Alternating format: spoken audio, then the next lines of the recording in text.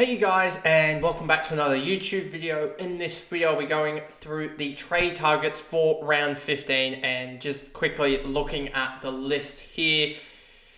It's kind of crazy what I'm looking at. I understand number 1, number 4 to a certain degree, even though I think his form has sort of fallen off a little bit in the last little bit. And then you've also got, I don't understand 5, 6 as a rookie, 7 I understand to a certain degree, but I feel like he could be one that he could not even play maybe. That's a worry as well.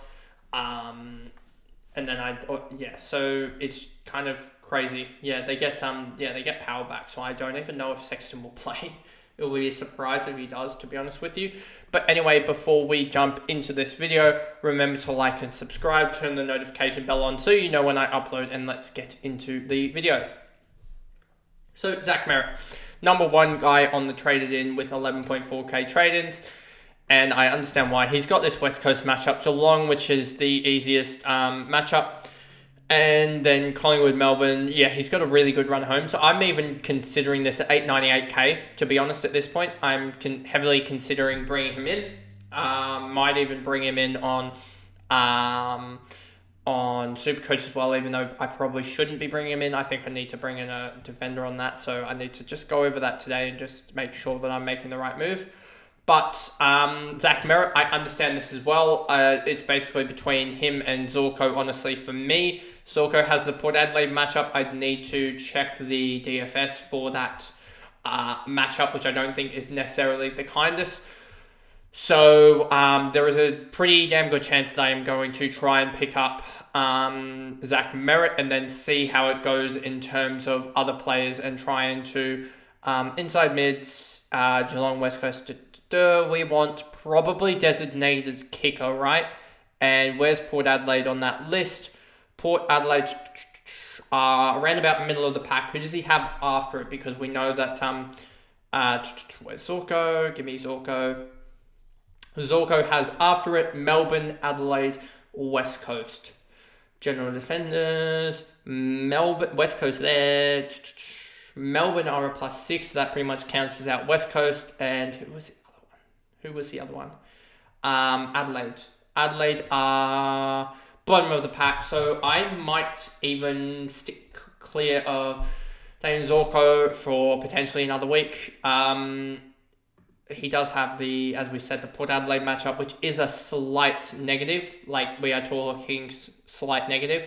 So he may come in next week. He does still have a 129 break even, so if he goes like a 100, then I still bank, I still get 29 point differential on his break even, which should see him drop. It says 16k. I don't know if that's totally accurate or not.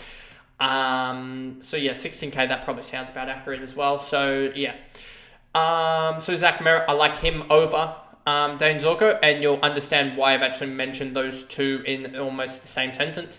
You got Sammy Walsh here as well, 931k. I can sort of understand this pick. I just don't think his form is very hit. I mean, it is just tag related almost to a certain extent. Are Richmond going to run a tag? Are Geelong going to run a tag? If O'Connor gets named, is he going to run with Merritt? Giants will definitely run a tag. This is Sam Walsh show. So Giants will definitely run a tag. Western Bulldogs, probably Libba goes to him, but we've seen, I think, did they play Geelong? Geelong, he played for a 102, remember? And they've gotten Dangerfield back into the midfield. They do lose Tanner Bruin, but they've got Dangerfield back. Richmond, has he played this year? No, he hasn't. And then you've got GWS, who he went for a 101. So Sam Walsh, he sort of had this big game against Melbourne here. He's had sort of, 3 big-ish games, but aside from that, and I mean, that is good in itself, 3 big games in 9, 1 in every 3. He's also had 2 bad games. So I'm not too high on him. I do think that he probably puts up like a 105, 110 against Geelong, whenever that is. I don't know what time that game is this week, but I just don't see him being potentially the one that goes too large, as we've sort of seen here. He relies heavily on the big tackle games, and when he goes large, he's not a big marker of the football. So, yeah, I would probably be wrong on this, but I'm not too as high on Sam Walsh as I am on like a Zach Merritt. And that's, yeah, because Zach Merritt, they still have, I believe, no Harley Reid this week as well. So that should help in the West Coast matchup. Salem, we talked about his role sort of almost in the rookies when we were talking about the likes of Kean Brown and also the likes of Pickett almost to a certain extent, and the role that may play in that whole Melbourne sort of midfield at the moment. And yeah, oh yeah, no, he was so low on the break even, wasn't he? That was the reason why. No, it was someone else that was low on the break even or whatnot. Maybe it was, I don't know who it was from Melbourne. Let me actually just check. I don't know how that conversation got to that, but who was it that oh yeah, Bill Laurie segued that conversation. So if I've considered Salem, but I'm sort of cooled down a little bit just given that role there that he has. But the thing is, I'm more like, oh, can I get this sort of 23rd guy in, etc. I want to just check what is McKercher's. That is not what I wanted. There we go. McKercher here. I just want to check what is this break even. 24. So it is quite low. We'll have to see if he gets up or not this week. It looks like he should be able to get up, but they may give him one game or like even just a half game or whatever, like sub him out potentially, which could be the worst thing for anyone that picks him up. So if I wouldn't Salem, I kind of don't like the pick in essence is what I'm trying to say. I know that he's gone large enough, but I don't know if he's going to lose that role or whatnot, but he does have North Melbourne. North Melbourne, where are they playing? Are they playing at the MCG? North Melbourne. So let's look at this. Inside mid, North Melbourne. They are currently about a plus 0.2. That's not really anything.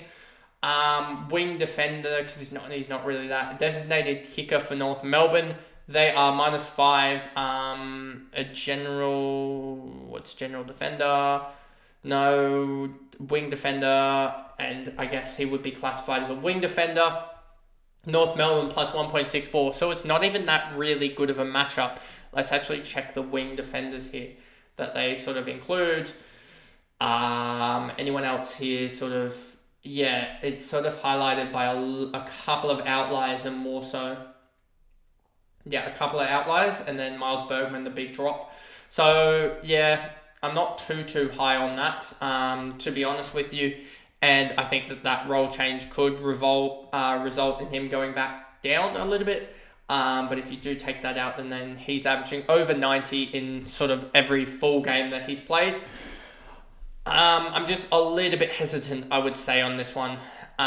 Brisbane and West Coast the weeks after. Brisbane is, again, a little bit of a negative, and we go to designated kicker because I think he revolts back to that position, and Brisbane is a bad matchup. And then you've also got West Coast and Essendon. West Coast and Essendon are a negative here, and West Coast Eagles are also a negative. Then we go over here and you see, where are they? West Coast Eagles are a negative, and Essendon as well are a negative as well, a massive negative.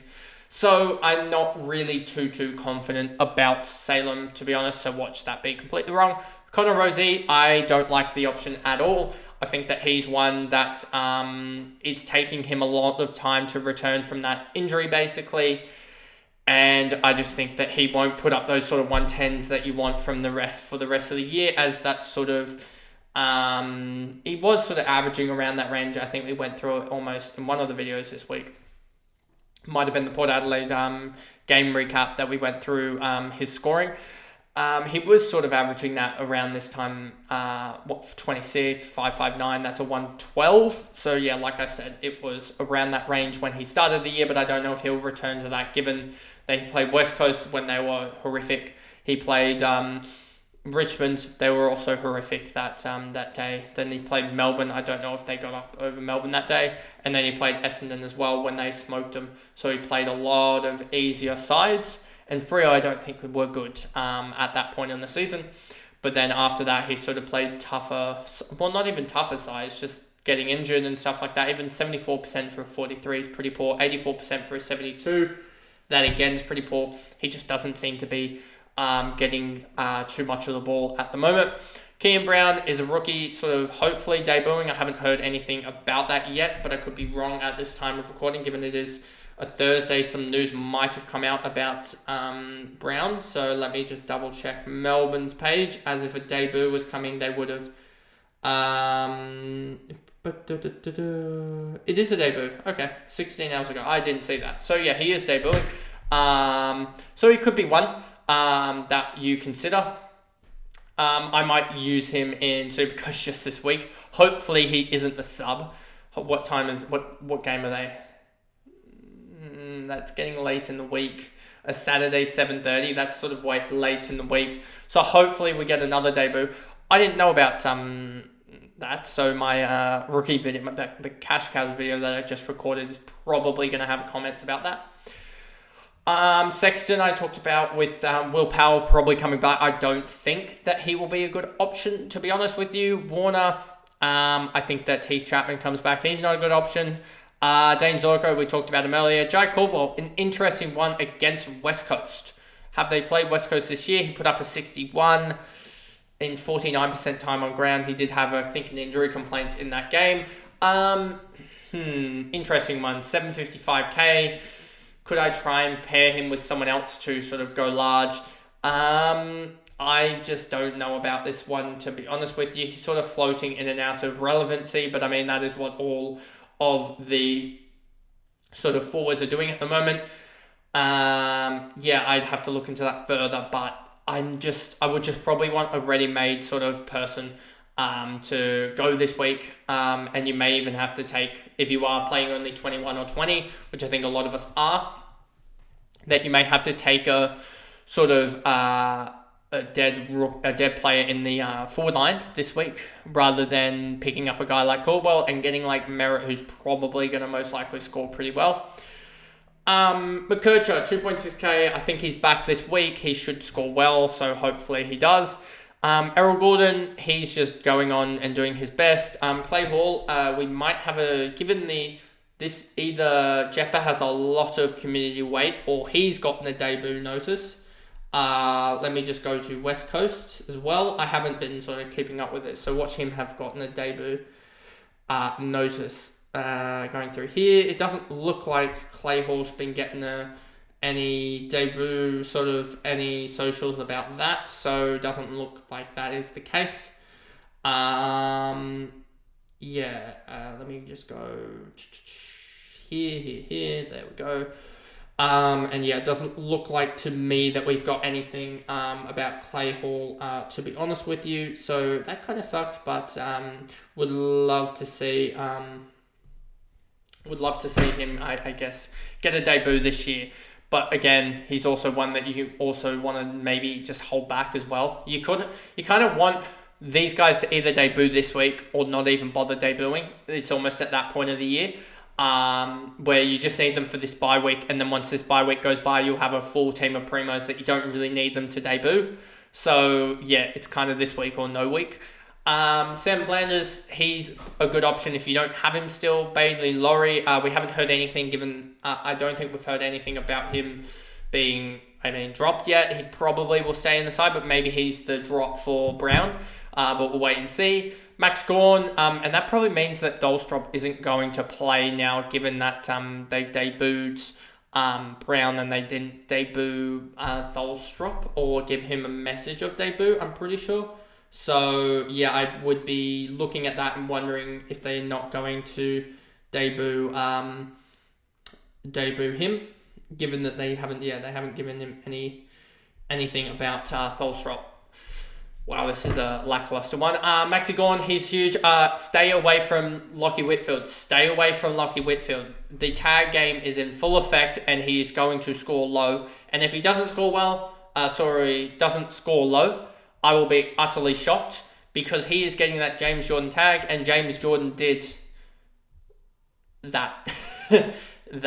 So a 48 against on James Jordan last time they played, which included 1 mark and 1 tackle, 3 free kicks against. He is going to pester Lockie Whitfield to the nth degree.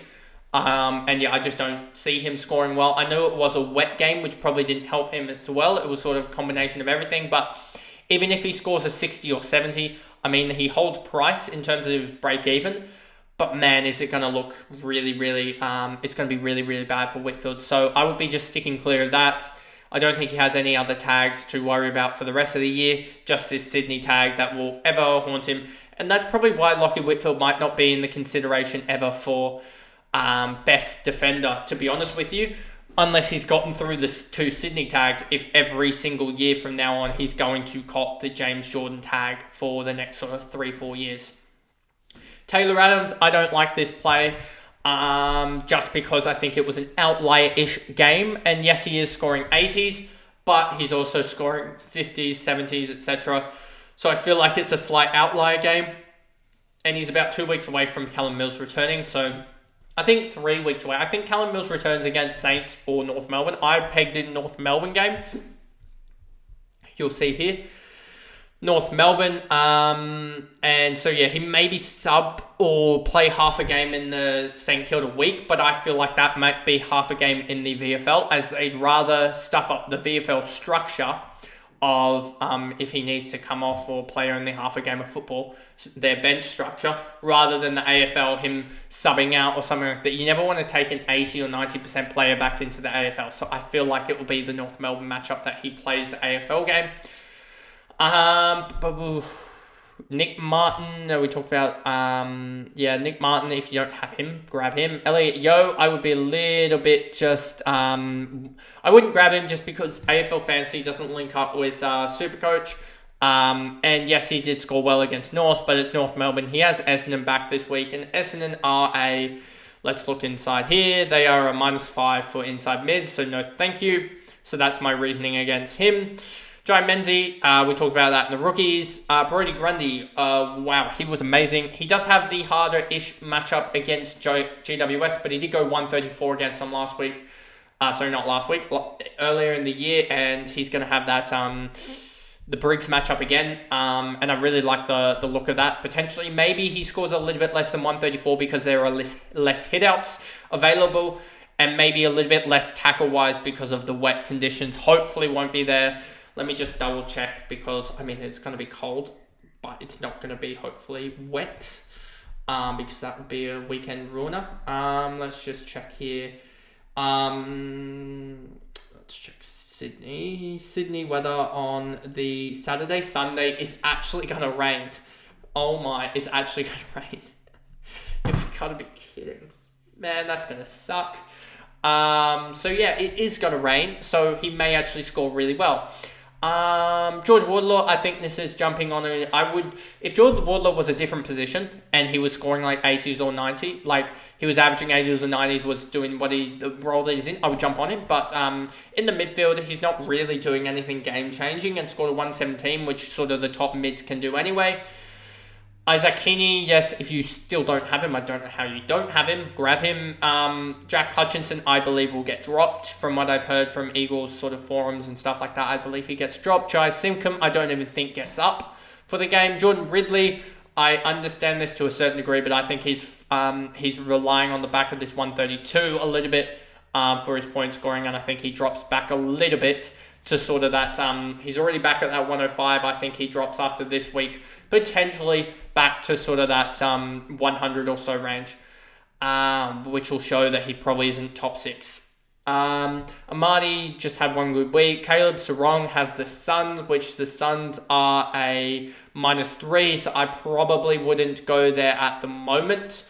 Then he has the Swans, which they'll probably send the, what will they do with that?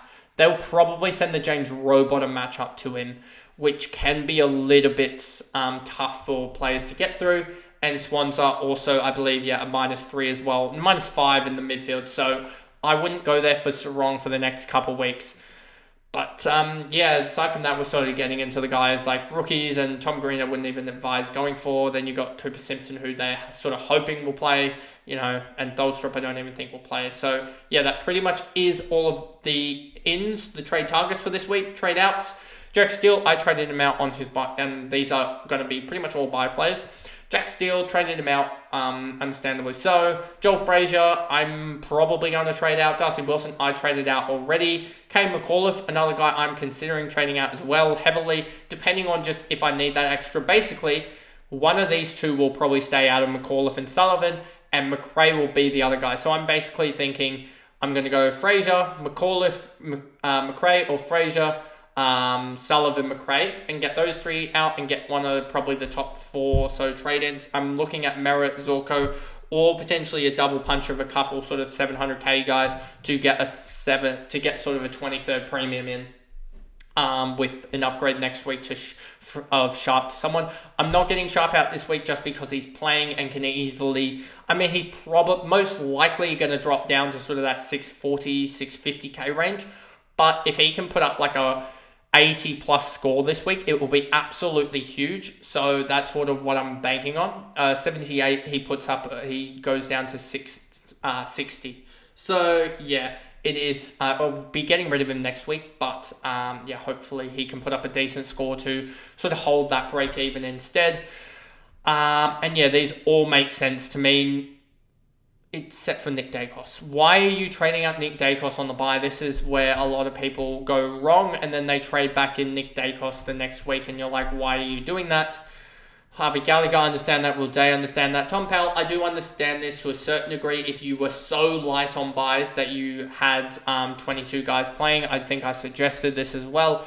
If you have 22 or even 21 playing without the consideration of Tom Powell, then I would do this. But if you're struggling to get like 20 guys, 21 guys, which is sort of what I'm at, then I wouldn't be trading Tom Powell, as he can put up an 80, which is still decent enough. I wouldn't be trading Jordan Dawson. He'd be one of the ones that I'd be keeping. And yeah, that's pretty much it, I would say. But anyway, that is the video there, going through all of the trade targets and a little bit of the trade outs, sort of my thoughts on the trade outs as well. It is majorly Jack Steele. I think he is one of the midfielders you can drop. Now that he is sort of dropping in his performance. But anyway, that is the video, and I'll see you guys back here for the team previews and also my tips on Friday. Bye, guys.